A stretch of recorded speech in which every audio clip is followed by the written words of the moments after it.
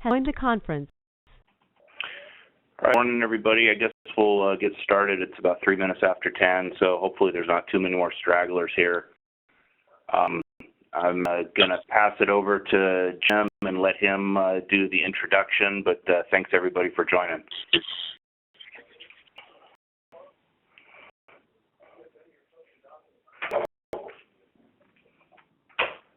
There.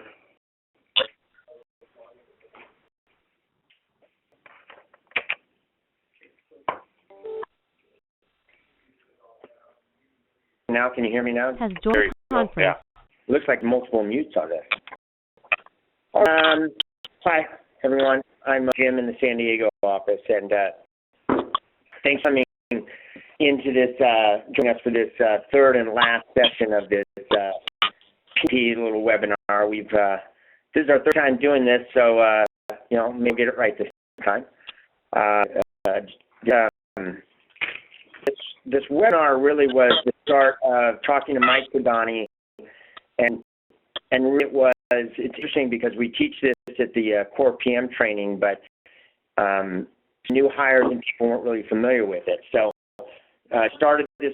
John Tanner started this process, and I started to help him with it, and we worked on it together. But this webinar, hopefully you found helpful. We can't get into all the details, but we'll get enough to where I think you'll see our main purpose of this webinar is to show project managers, because we know how busy you are, is to show the benefit of the management has joined the conference. And also just showing you kind of that we can make it fairly simple to do. That's really our overall large objective, and it would be, I would say, the green font there, it's the green text. It is a one-stop shop for project managers, and that'll be our theme. And you'll see how this is the one-stop shop, and this has a lot. And it'll have a lot of things in it that you can share, and it'll be benefit to you. So, John. So, the learning objectives.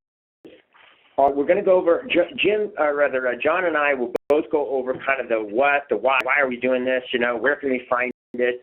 What the heck is it? About. We'll both go over that. I will give you just a couple slides on kind of the guide. I'm just going to step in and go over the process of how to set things up.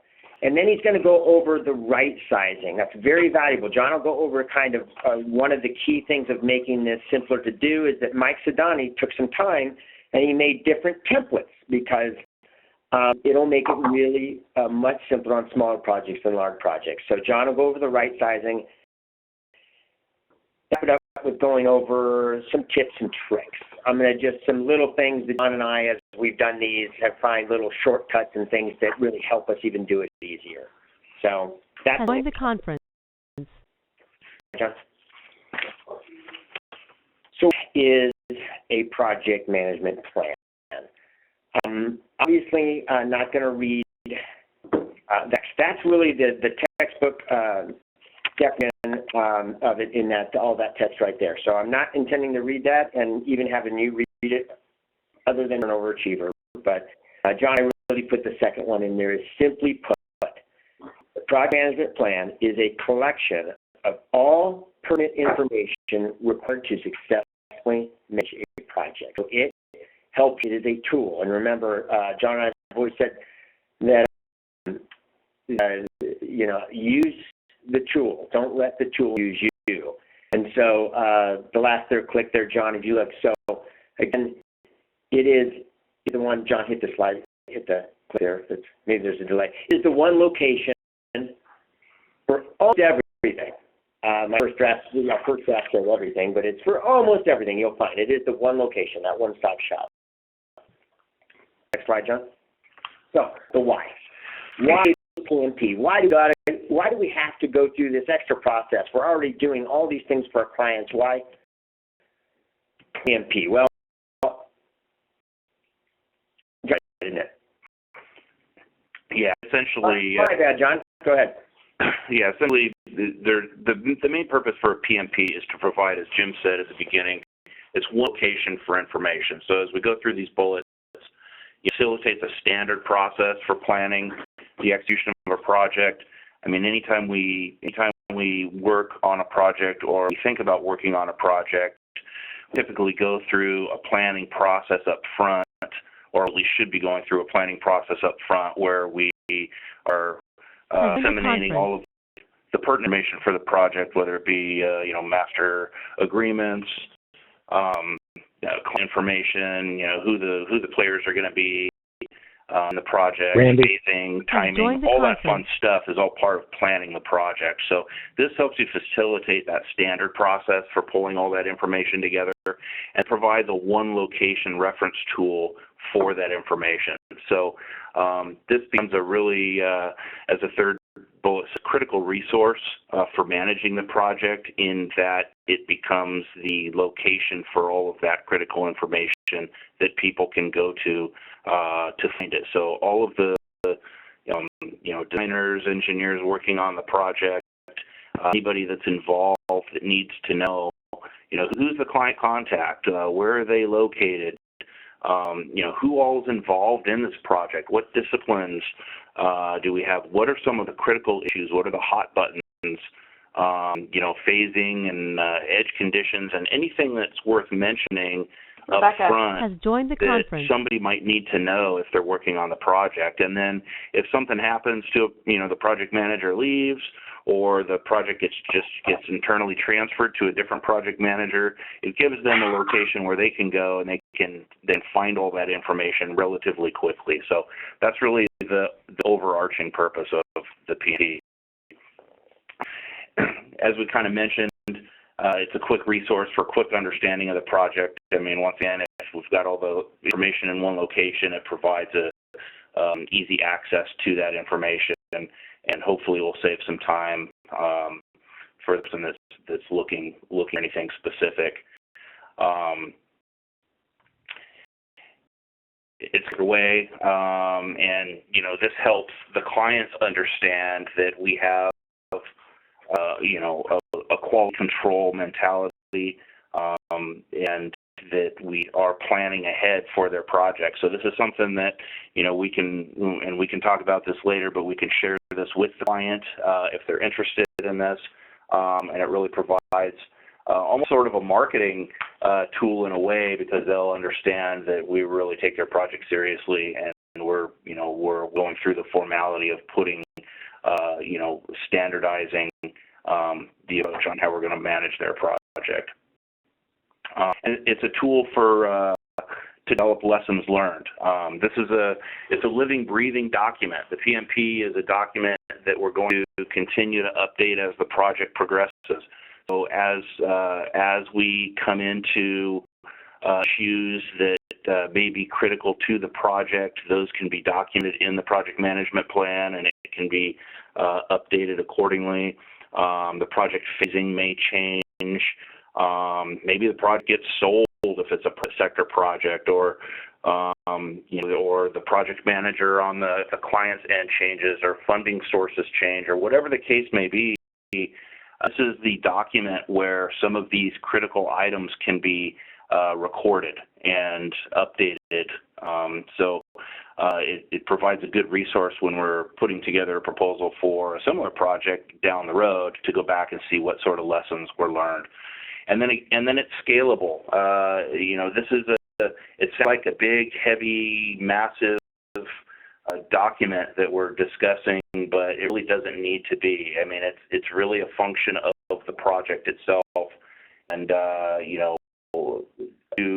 in a sense, the project manager to determine what type of information needs to go in here. What's critical to the project. A smaller project obviously isn't going to need as much of a detailed project management plan as a larger project. So it's scalable, and we'll go through the process of determining how to evaluate and how to establish the size of the PMP.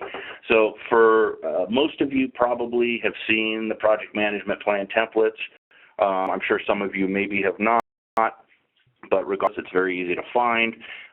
We've got just a snapshot of the Compass website here, the Michael Baker Way. Pull down to project management, and click on the project management link, and you come to this page, and then under project management plan, you can see over on the left, there's a list of 5 or 6 hyperlinks, PMP contents, PMP examples. So if you click on those, that's going to take you to the new and improved templates for the project management plan.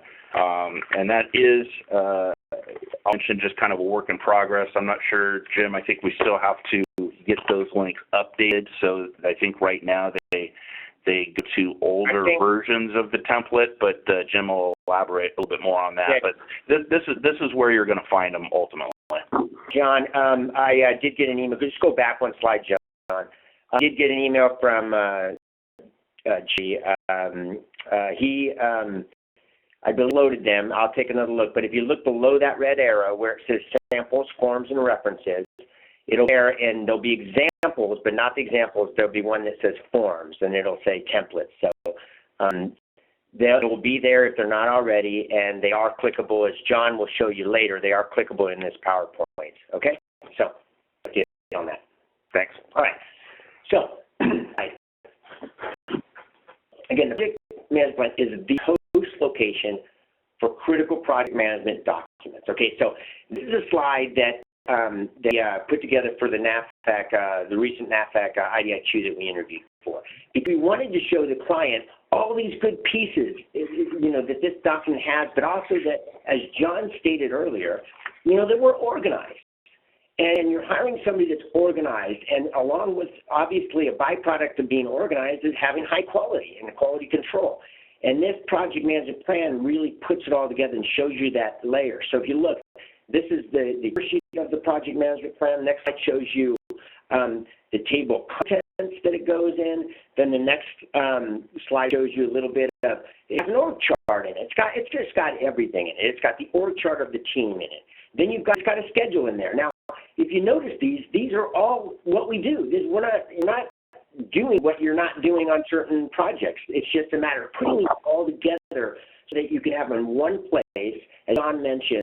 Two, you could share it with, there's a transition of project manager. There's so many benefits. The next one, and then design and quality control plan. Now, it's actually a document in itself, right? But also part of the project management plan by being part of its appendices. Next slide would be just, this is a task order management tool that we do for our on-call. So for those projects that are on-calls, you're going to want to keep a running list of that. And you can always keep that coordinating with your project managers and task managers. And then that little blue kind of box was us trying to show our client that this is kind of the important stuff that's in this document. Of course, it doesn't list everything because everything would be in the table of contents, which we just showed you. But this has these important documents. You don't have to search when you're dealing with Michael Baker International. We have everything together, and if you want to see it, we look at it often. You can have it, and that's how we kind of rolled it out in our organizational structure and how really structured we were. So, next slide. Okay, so I'm just going to go over Join the conference. a couple slides on best practices. What are the PMP rules of thumb? Just a couple slides here. The client comes first. What does that mean? Well, there are occasions where a client would have a specific format of a project management plan that they use. Obviously, we're listening to our client, so if they have one, then use it. I had one that a client gave me, but Mike wanted us to put that little asterisk in there because it's important to notice at the bottom there that predominantly the project management plan is an internal document. So because of that, if it has sensitive info in there, if you're going to give it to a client, then make sure that you are diligent to remove if there's any financial information or information like that. Noble, John mentioned that it's important for you to make sure you fit the PMP to the project. And look at this, make it scalable, and John will cover the different sizes that'll make it easier. But also, even in the document itself, if you pick the right size, you use NAs where appropriate. You use to be determined later. It's important to remember that part of a PMP, 50% of a PMP is better than 0% of nothing. And if we get this paralysis and analysis because we don't know the answer to what's the, you don't have a contacts list or something, that means not do a PMP, do it, just put to be determined later, you'll put that in the appendix later. And then review it, supervised review, and John and I would just say that, you know, that has PMP review form. That is a link that your department manager could use, but they'll probably just be reviewing the major, larger PMPs, probably not the smaller ones, and certainly not all PMPs, right? So that's just a way for them to look at it and audit it, and they'll probably do a sample size of audits every month or so and just take a look at it. That's all that means. So next on, just a couple more kind of rules of thumb is just share it. Mentioned, it's really interesting when you look at the sharing idea is that clients know about the PMP. You know, engineers and planners we do so much good work. To share kind of our internal processes because we can't assume they know this stuff, and we are very strong in this area. You can offer to share it to them. They won't ask for it. There's you that may, but just offering to share it to them shows them you're thinking of them and you're offering to share it to them, and you've almost got nothing to lose. Again, it would just make sure to remove any sensitive internal information. I don't really put a whole lot of financial in mine, so I don't have to worry about it. But offer to share it. They may never call you on it, but they know you're thinking about them.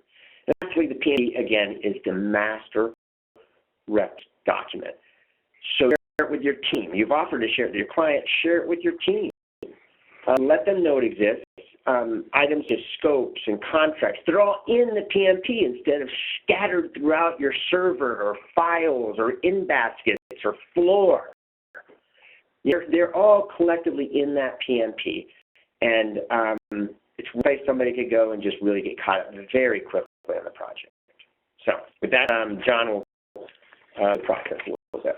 Okay, so process. What's the process? When do we do the PMP? Well, you're going to prepare a PMP up front. It's a planning document. You know, when you typically receive an executed agreement, a signed contract from a client, typically go through the process of preparing an agreement checklist, and then you input the project into Oracle and pull a job number. Well, as you're going through that process, the next step should be to prepare the PMP checklist. And over right, you see this PMP checklist. Simple checklist that you can use. This is just meant to be an aid. This isn't mandatory. For some of the smaller projects, you're not going to need to go through this exercise. You're going to know what needs to go in there and what doesn't. But for larger projects, you may want to use this checklist as a help, as a hand in determining what needs to go in there. So you can go through this PMP checklist, and that kind of gives you a roadmap on what, you know, is going to be involved in the PMP itself.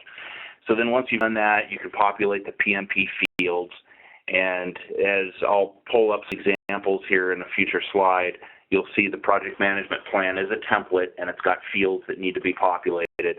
So basically, preparing PMP is essentially just going through that exercise. You go through the list of tables and or questions, and you fill it out to the best of your ability, and then apply links to whatever appendices need to go into the PMP, and that's pretty much all there is to it. So the PMP is a document that gets prepared up front as you're preparing your agreement checklists and getting the project input into Oracle.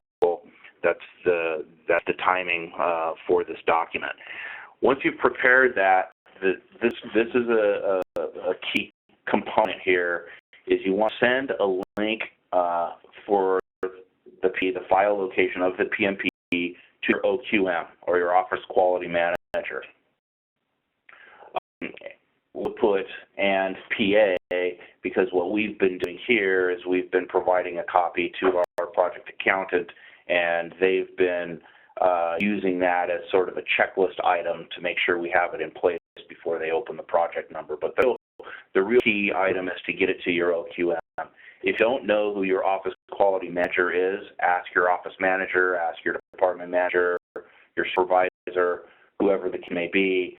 Find out who that person is, because that's the person that's responsible for uploading all of the project management plans to the SharePoint site and essentially answering to the process. So they're responsible for making sure that we're uploading the documents, we're keeping track of the documents that we're preparing, and eventually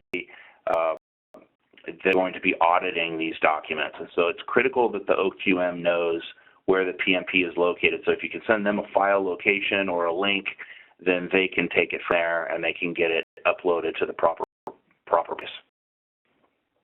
Update the PMP as appropriate. I mentioned before, there's a living, breathing document, so there's going to be times where it needs to be updated, especially in long-term projects, as some of the items, some of the rules of the project and some of the key components of the project may change. We just need to update the PMP as appropriate and keep it updated with the revision dates and so on and so forth. So right sizing. Obviously, especially here on the West region, we have a lot of small projects, and it sounds like, wow, this is a lot of extra work for a little tiny project. Well, we don't want it to be a lot of extra work. We want it to be a document that can be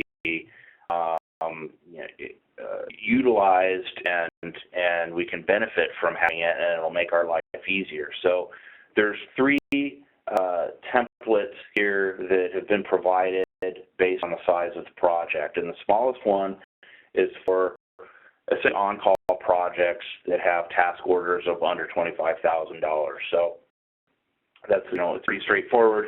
It is what it says. Projects under 25 or task orders under 25,000. The document that you're going to use is this shortest small task form. I'll click the link here and see if it pulls up. So this is the form that link sends you to.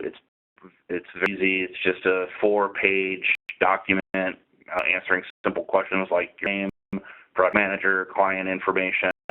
Here's a place for revision dates to be documented. So as criteria on the project may change, this is where you're going to document that, or at least document the fact that you made a revision to the PMP. And then essentially just these tables. So you're going to go through and you're going to check the appropriate categories under each table, whether it be disciplines involved. We've got voicing information for the client, and as an example, this is something that's so simple. You may just go back to older invoices and say, we've already done this. Don't need to reinvent the wheel. See sample index on Appendix J, and you're done. So you're going to go through and you're going to fill out these 4 pages of information, and then apply any appendices to the document that you need, and you're done, and you're going to move on. So that's the task order PMP form. There's another one here that I'll share. This is for any project under $100,000, which is probably a good majority of our projects. This is going to be the form that you're going to utilize. It's basically the same thing, just with a few extra questions added. There's about 1 or 2 more pages involved. Again, it's very simple stuff. Just asking questions about, again, disciplines involved, and just basic project management type questions. However, this is the project management opportunity to document specific information to the project. So you're going to go through and you're going to fill out the questions. You're going to answer the questions appropriately, and if there's any information that should be known, that if there was a person to come into the team and be involved in the project at a later date that you think there's information that would be critical that person would need to know, this is a place to put it. So it's really up to the project manager to use their best judgment and determine what sort of information should be in here relative to the project. And then the standard PMP is down here, this third link. This is anything over $100,000. This is PMP that will be used for those projects, which here in the West region we consider those fairly large projects.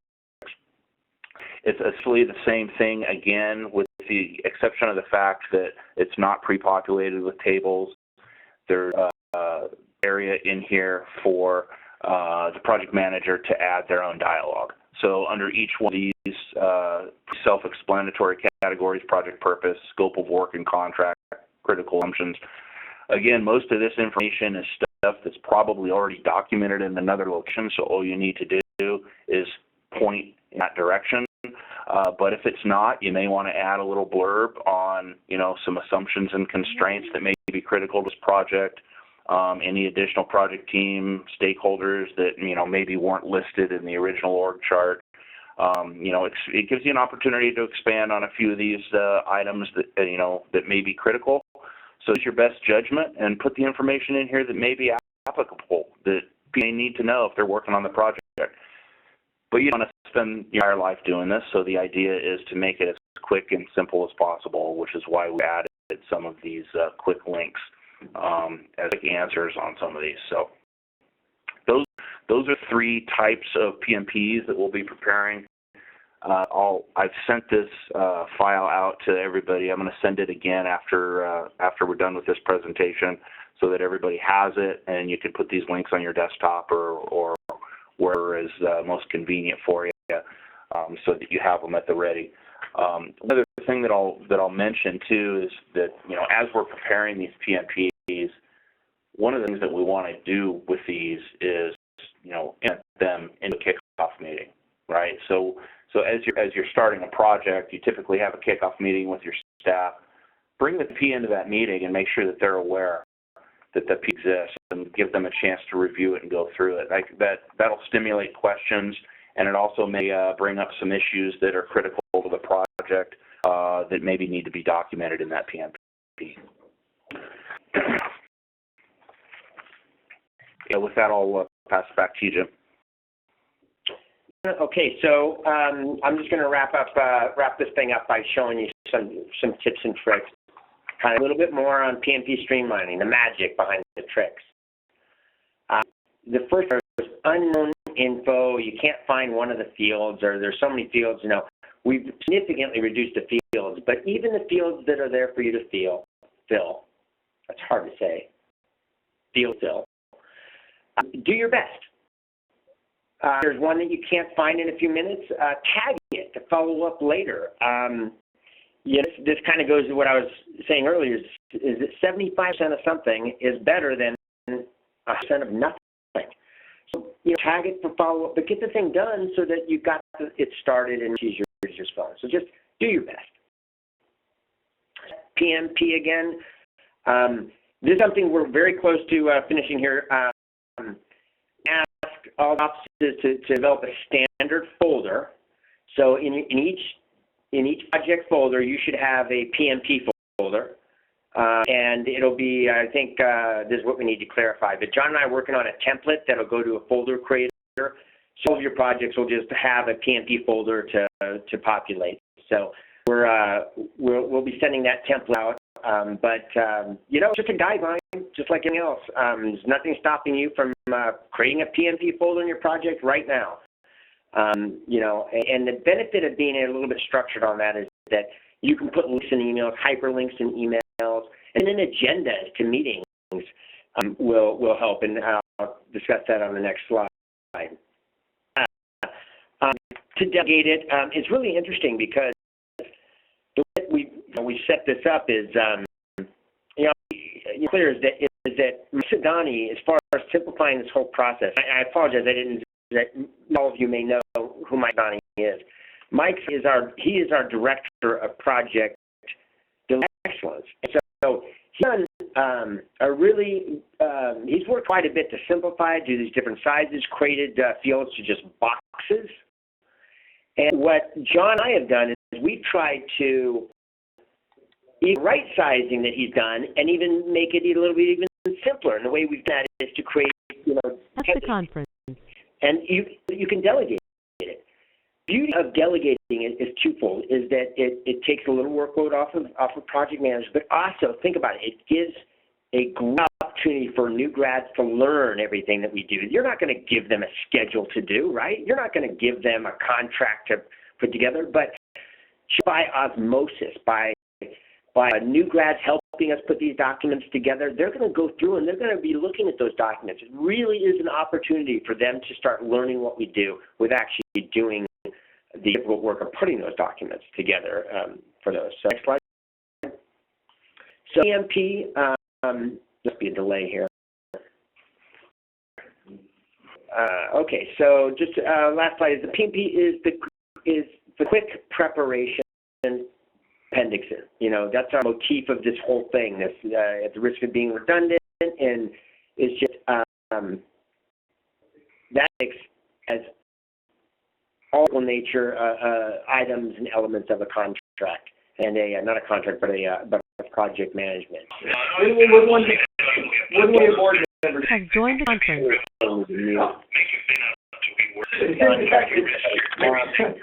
And totally make it enough to disappear for the rest of your life. Do it once, do it big. Don't sit 50 grand and you ruin your life. please mute. John, stand by. Yeah, exactly. Yes. John, can you hear us? Mute it. I think you guys might have come off of me into other meetings. Oh, shit. Okay, thanks. So, how? Okay, this is important to remember. John showed you the templates on appendices. This is very important to remember. We've created a list of appendices, not change those titles because all of these simplified documents, it's document when we say see Appendix J or see Appendix C, it can't change. If you don't have Appendix C, it's not used. So now you may have Appendix L, M, or up to, and you can add to it, but don't change it. And we've also, John and I have also put fly sheets in those appendices. So each of those appendices, if you have a fly sheet that say what it is, like Appendix C, whatever it is, if it's context list, all you do is put not used. Okay, you got to do, just put not used. So do that, it'll really help you get these and we'll standardize everything in that. And then keeping it current, agenda. It's important. We talked to Mike Sidani quite a bit about this, and it's getting much better. We're doing it in San Diego now. Is agendize it. Agenda it in your management meetings that you do on specific projects to see if there's updates that need to be done. Do it at the department level so that you know whether verification forms need to be signed or whether so. And also, we're doing it at the office level when all the department managers and we're put on our agenda there. And that doesn't mean every single meeting has to start discussing these, but if you agendize it, then you will discuss it on a regular basis. When appropriate, you'll go into more depth on the discussion. So put it in your meeting agendas. And what I do personally is on meeting agendas, I actually put hyperlinks. So that I'm using my computer usually, I'll click right on it if we needed to go into something. So you don't have to do that. But so that's keeping it current. So if it, you know, that's, we gave you learning objectives. Did we learn the objectives? I guess that is only debatable, but we went over the what, why, and where, the guide, the process. John went over the right sizing, and then some tips and tricks. So if we can do it, John, the next slide. It's just if we do something, have questions, and we'll just end it at that, and we're doing really well on our time. We're only 36 minutes into this. And bring up to questions, and John has to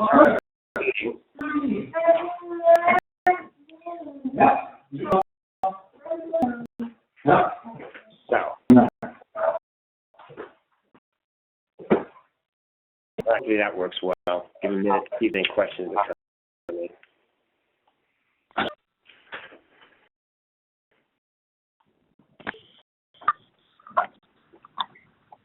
There, I muted everybody. Left the conference. If you have anything, just open floor. Yeah, I have. This is Nabaz. I have a question.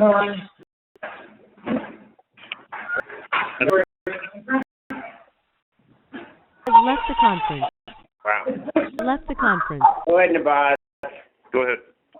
Okay. Has left the conference. Wouldn't want a board member to Has left the conference. Do you know who called in that is making that noise? There. Reyes. Should be. Sorry. Okay. I noticed Has that left the conference. okay, there's new forms, but I've been using these forms since last year, projects. There's no expectation to update the forms to this new ones, is there? We already have PMP for them? As project managers, we can use whatever form and edit any forms because we trust the project manager to run their jobs appropriately. These are 3 new forms that have taken Mike Donnie's forms and we've edited them. We have not done away with Mike Donnie's forms. Is that clear? So his forms are still very helpful. These are just simplifying it a little bit. We put the ice sheets back there. We standardized the table contents kind of on the appendices. So as a project manager, you can use whatever form you want. Has left the conference. Yeah. Thanks. Question.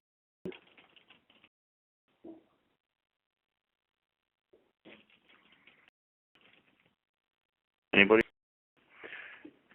All right. If he, comes up with anything, feel free to call myself or Jim or email us. And like I said, I'm going to send out the PowerPoint to everybody so you have this. And it has those hyperlinks in there, so feel free to use those. All right. Did make all the office quality managers' life a little easier. Everybody knows about the PMPs and how it is part of our structure to do this. So. All right, guys. Thanks. That's all. Everybody have a great weekend. Has left the conference. Thank you very much. Have a good weekend. Thank you. Thanks. Left the conference. A participant Has left the conference. A participant Has left the conference. Participant Has left the conference. A participant Has left the conference. Participant Has left the conference.